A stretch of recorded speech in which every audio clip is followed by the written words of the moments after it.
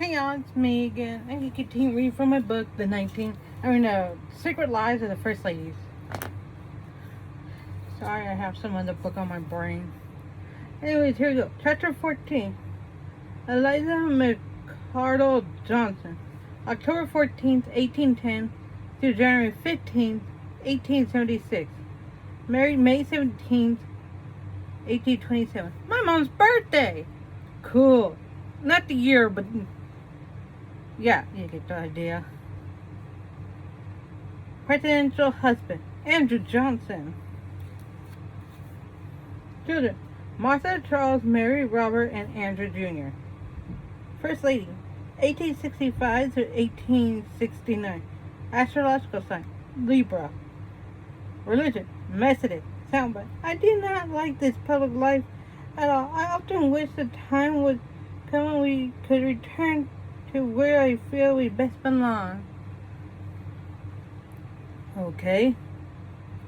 Eliza McCardle Johnson was the quintessential supermom whose family always came first. And when you consider the Civil War, alcoholism, and controversial politics that dominated the lives of her loved ones,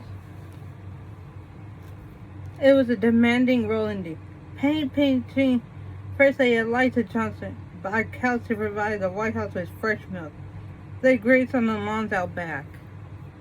Kind of like me. I'm kind of a penny pincher when I have to be. Eliza was born the only child of John McCardle and Sarah Phillips in Greenville, Tennessee. John was a shoemaker who left his whole family virtually nothing upon his death in 1826. Eliza and her mother made ends meet by making quilts and sandals. As it happened, the man she ended up falling in love with was quite handy with a needle as well. Andrew Johnson, 2 years her senior, was a tailor's apprentice who came from an even poorer background than Eliza had. They were married when Eliza was 16, bought a small 2-room house in nearby Warrensburg, and set about trying to put some distance between themselves and the poverty line. They succeeded. Andrew ran his tailoring business out of the front room of their house and made a tidy profit. But he was almost completely uneducated, a fact that needed to be corrected if he was ever to make something more of himself. Eliza came to the rescue. Though her own education was anything but complete, she had spent some time at the Ria Academy in Greenville during her youth, which made her a virtual scholar compared to her husband. As Andrew stitched and sewed in the front room, Eliza read to him, taught him to improve his writing during breaks, and encouraged him to read on his own. He was an eager student, and she a capable teacher. By 1828, after acquiring some public experience in a debating society, Andrew had enough basic learning to enter local politics. He was on his way. While he never gave up tailoring, Andrew rose quickly up the political ladder and came to prefer it to needlework as a means of making money. Eliza busied herself with domestic chores at home and raising their 5 children, while Andrew went off to wherever his public career took him. Nashville for the state legislature, Washington for the United States House of Representatives, and in 1853 back to Nashville to become a governor.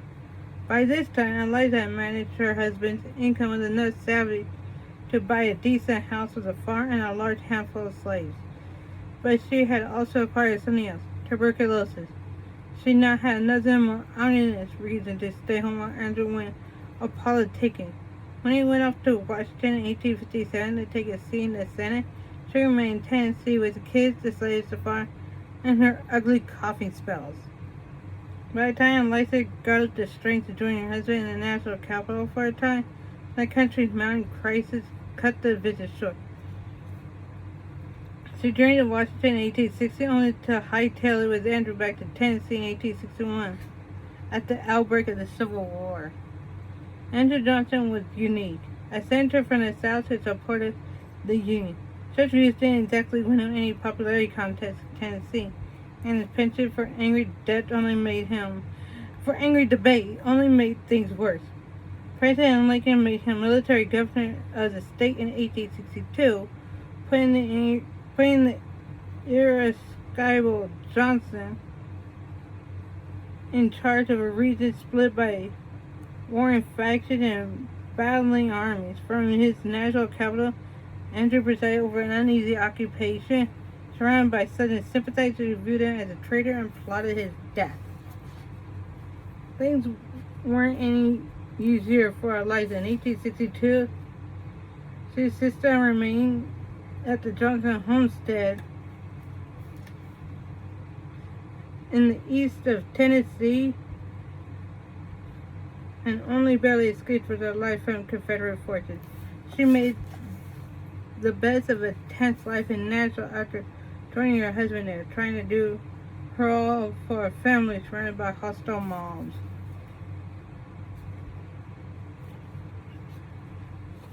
Her life would soon become even more stressful. Impressed by Johnson's forceful rule over Tennessee, Lincoln made the contentious Taylor his vice presidential partner in the 1864 election. Her husband rise to his second highest office in the line then Sidwell was Eliza Otto, who was already pining for the simpler days when he was making suits in the front room.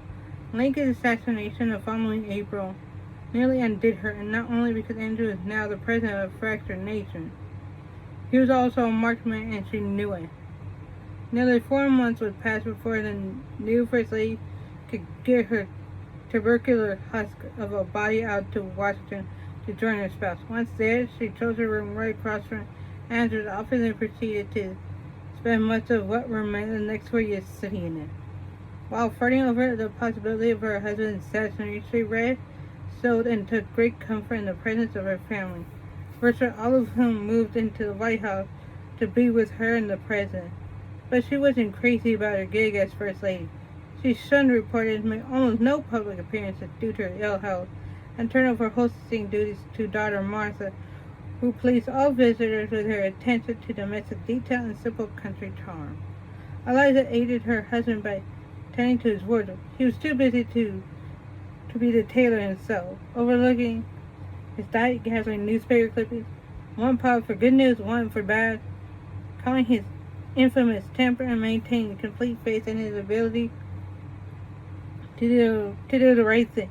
When he was impeached in 1868 by Congress disgusted with his lackluster Reconstruction program for the South, Eliza never wavered in her support for him.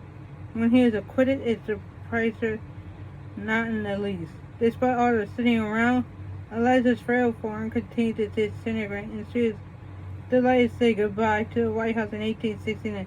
But Andrew wasn't satisfied with going back to fixing pants and got back into politics that annoyed Eliza so. In 1875, after gaining a seat in the United States Senate, Andrew felt he had vindicated himself before the American people after his impeachment fiasco. Then, just months later, he died in Washington. It was a great blow to Eliza back in Tennessee, who, her undying support notwithstanding, had always looked forward to retirement with Andrew that looked more like the simple, non-political life they once enjoyed. She followed him to the grave less than 6 months later, perhaps scolding herself for giving him an education all those years ago that allowed him to aim higher than a tailor's shop. Country roads take me home. Leslie quite exposes the dangerously absurd situation that many people found themselves in during the Civil War and the predicament of Eliza Johnson. In 1862, just a month after Andrew was appointed military governor of the explosive mess that was Tennessee, she found herself in the eastern part of that state, bedridden and in hostile territory. Acting on instructions from the Confederate government, the South's commander in Eliza's region issued orders that all Union sympathizers must vacate the area within 36 hours.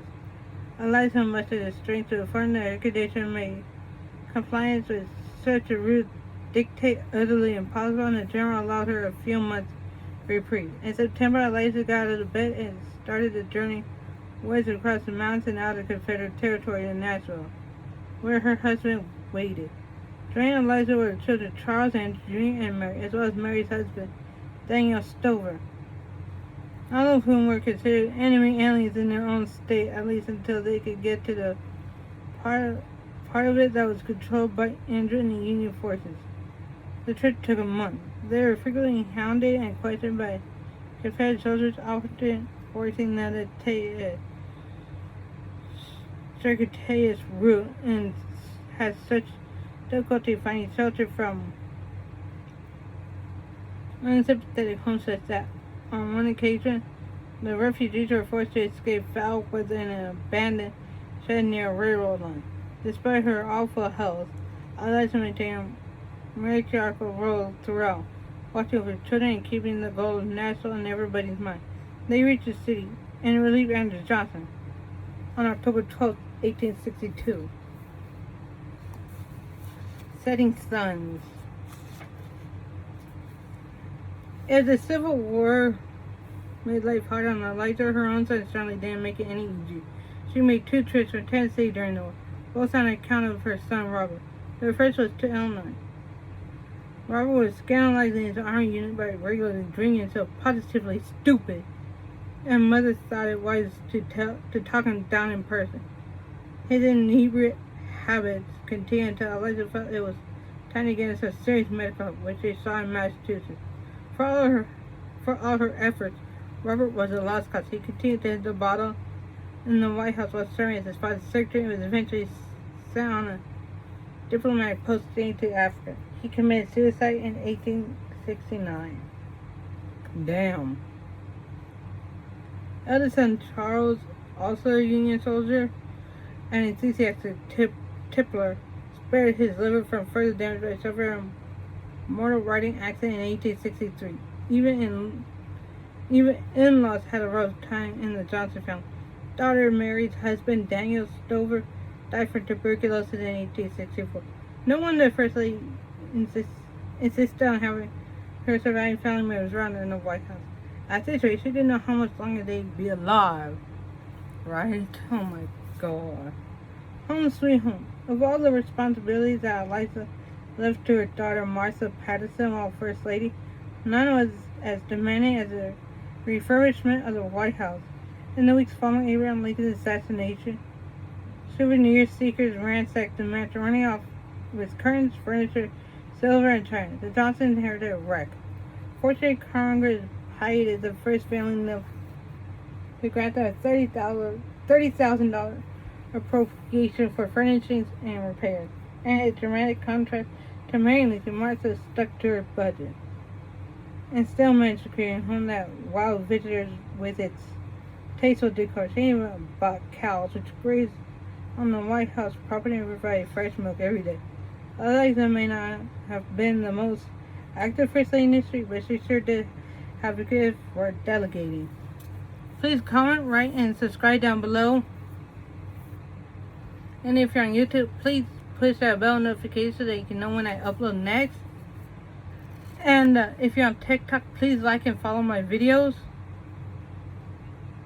And if you're on please pay for something on my eBay and or Mercari. And yeah, bye.